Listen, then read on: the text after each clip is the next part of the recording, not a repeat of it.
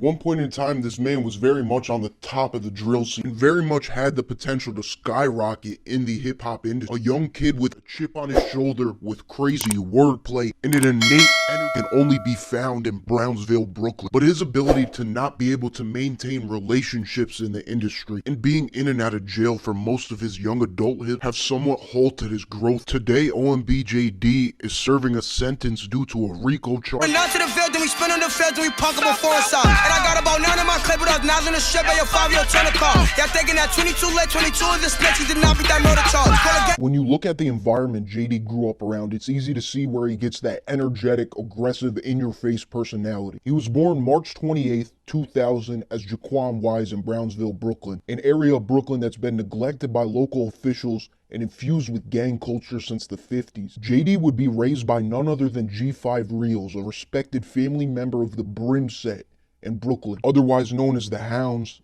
Jets, and known for their viral whoop-de-call.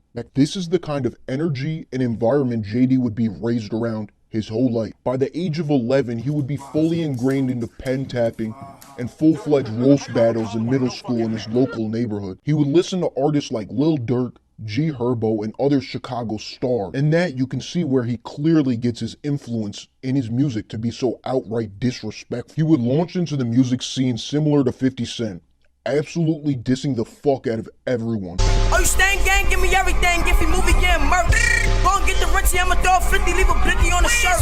Smoke dead guys for the dead guys, watch a nigga go berserk. Opmix would drop July 9, 2017, being surrounded by mostly Brims at the time. JAYDee would make it very known he's EBK, everybody's killer. Fundamentally, JAYDee was light years ahead of a lot of these other kids in New York.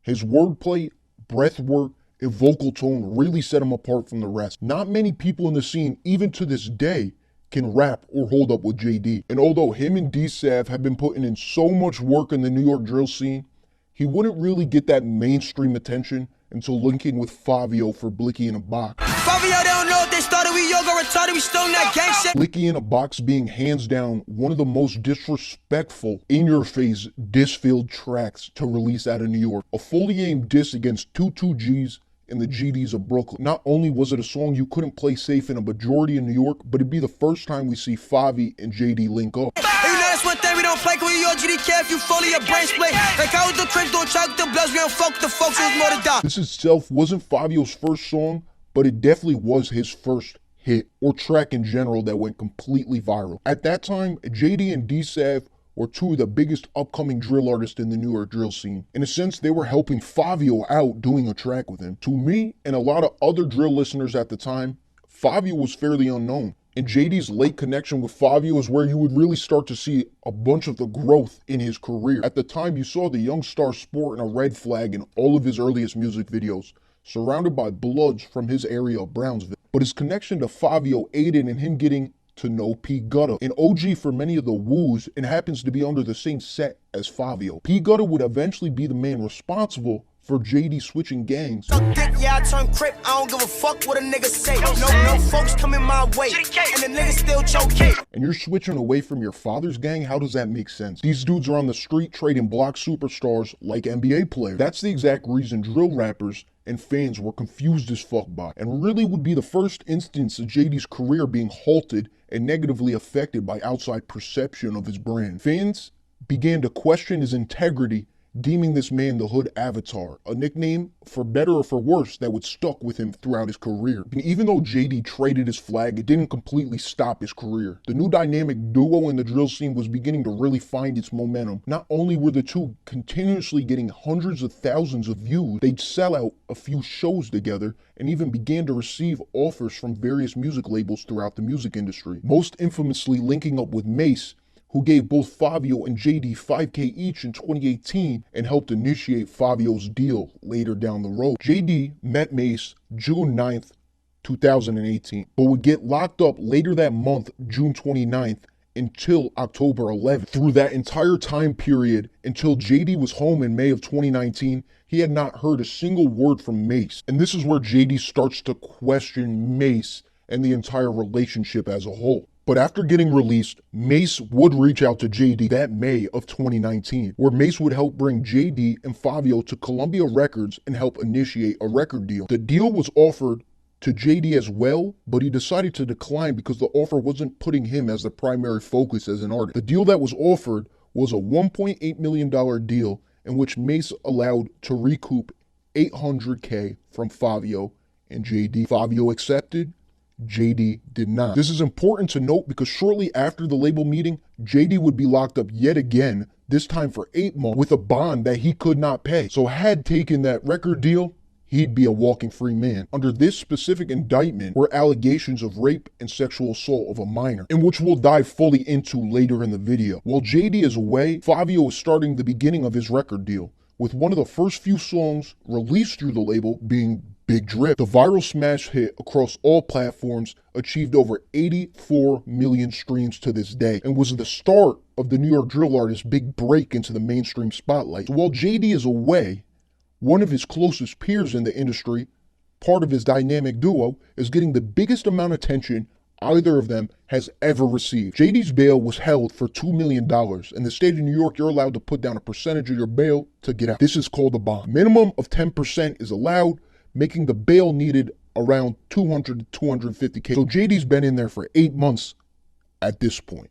In the past 2 years, he's spent more time inside of jail than he has outside of jail making music. So his good buddy Fabio is obviously on fire at the time, has the big smash hit, Big Drip, coming off the record deal. He's got a couple mil in the pocket. So it'd eventually be Fabio that came up with the funds to get him bailed out of jail. But as you guys can guess, this modern New York dynamic duo's relationship does not last forever, and good things must come to an end. And although Fabio would bail JD out of jail and put him in a position to be around big rappers such as King Von, JD would take to IG Live in attempts to air out Fabio. Because niggas don't want to fight. In real life, nobody wants to fight me. Word to my dad. It's JD, of course, but it's so many niggas that do this.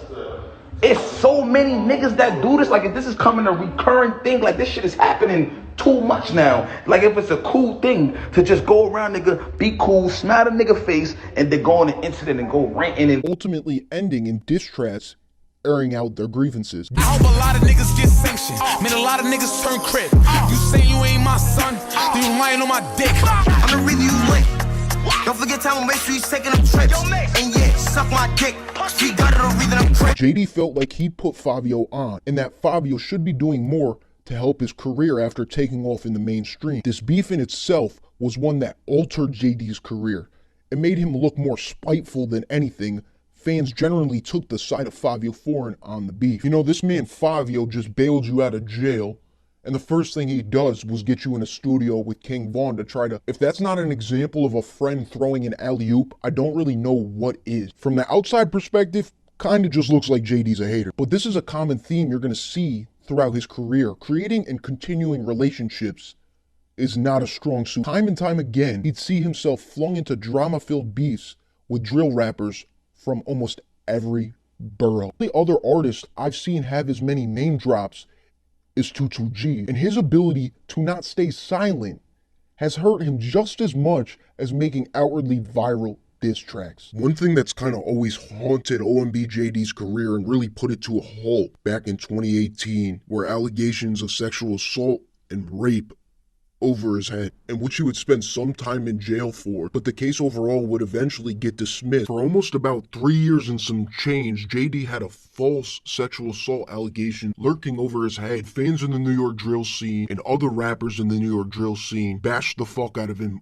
all throughout the process. Now, to their defense, rightfully so, because at the time the charges looked ridiculous, and if he was found guilty, definitely would have been a piece of shit. I have empathy for JD in this case because all of these allegations were false, because the dates the victim gave that the event occurred, JD actually happened to be in jail at the time. It'd be quite literally impossible for him to be found guilty in that case. And these allegations in general were being clowned over his name and halted a lot of people from working with him, from music labels to artists. Around 2017, 2018, JD would find himself in a position to be able to work with one of the most polarizing figures in the modern age of hip-hop. That man going by the name of Tekashi 6ix9ine. Aside from Pop Smoke, you could argue he was the most viral and biggest artist to come out of New York in the past 10 to 20 years. At the time, 6ix9ine would be running with Treyway, finding himself connecting with other street rappers in the industry. JD and his clique being one of the crowd's cool with Shotty at that time. 6ix9ine not actually being fully ingrained into the raw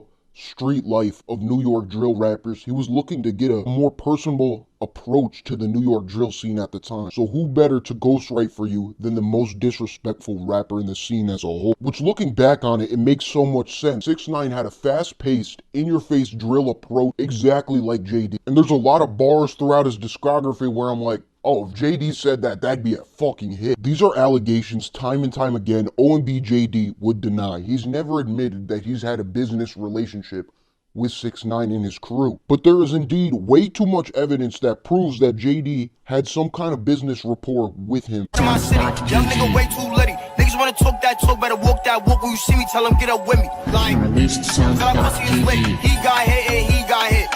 Nobody never did shit, I ain't worried about you. Bitch, oh yeah, I'm out, you bitch. Casamigos, dollars, rock you, bitch. We about to fuck some shit. La fucking shit, we fucking shit. Niggas know me, I'ma pop my shit with sweetie, swapping sticks. We ain't no free to none. Shout out JD, shout out Kuda D, sad, oh my god. What more people took issue with was lying and misleading your fans. At the very least, you owe them some sort of transparency. And within the subculture of drill, the fans are looking for the most raw and authentic rappers they can find. If this was any other melodic rapper writing for 6ix9ine, it mostly wouldn't be an issue. But within the politics of drill, working with somebody who had openly snitched is not really favored amongst the rappers or the fan. I'm very open to say that OMB JayDee is one of the most talented rappers to come out of the New York drill scene. Don't forget to comment, like, and subscribe to the channel.